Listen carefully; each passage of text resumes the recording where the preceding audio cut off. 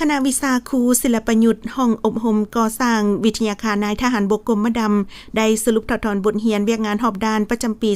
2025 และทิศทางแผนการปี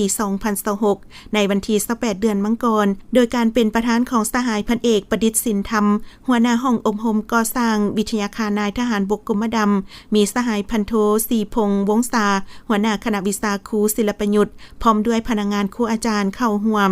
สหายพันโทนิตสไลสุวรรณภูมิห้องคณะวิชาครูได้ยกให้เห็นผลงานในหลายด้านเป็นต้นคณะพักคณะบรรษาแต่ละขั้นได้เอาใจใส่ศึกษาอมโหมเวียกงานการเมืองนำพาแนวคิดให้พนักงานเป็นกกได้ปรับปรุงก่อสร้างพนักงานตามทิศชี้นำของคันเทิงอย่างเข้มงวดได้ชี้นำพนักงานปฏิบัติหน้าที่เวียกงานวิชาเฉพาะได้ทันกับความเพียงห้องต้องการของคันเทิงในคณะมีสมาชิกพรรคทั้งหมด31สหายหญิง1สหายได้ดำเนินชีวิตการเมืองตีราคาแบ่งประเภทคุณภาพของสมาชิกพรรคในนี้มีสมาชิกพรรคแข่ง31สหาย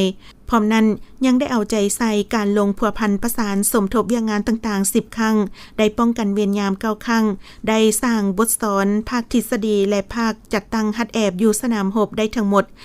283ครั้งขึ้นห้องซิดสอนทฤษฎีและฮัดแอบอยู่ภาคสนาม 1,208 ชั่วโมงเวียกงานแก้ไขชีวิตการเป็นอยู่ก็ได้ปฏิบัติตามโครงการ4ปลูก4เลี้ยงของกรมใหญ่พลธิการกองทัพบางออกในการเพิ่งตนเองกุ้มตนเองและสร้างความเข้มแข็งด้วยตนเองเห็นให้ชีวิตการเป็นอยู่ของพนักงานนักรบภายในกรมกองนับมือดีขึ้นจากนั้นบรรดาผู้เข้าร่วมกองประชุมได้พร้อมกันผัดเปลี่ยนขึ้นประกอบคำคิดคำเห็นใส่หางบทสรุปและทิศทางแผนการอย่างกงไปกงมาตอนท้ายกองประชุมสหายประธานก็ได้เน้นหนักให้คณะพักคณะบรรษาสืบต่อศึกษาอมโหมการเมืองนำพาแนวคิดให้พนักงานครูอาจารย์ให้ต่อเนื่องพร้อมกันสืบต่อเอาใจใส่ต่อเวียกงานวิชาเฉพาะมีความรับผิดชอบสูงขึ้นห้องซิดสอนให้นักเรียนนักศึกษาตามโครงการหลักสูตรที่วางไว้ให้ประสบผลสำเร็จ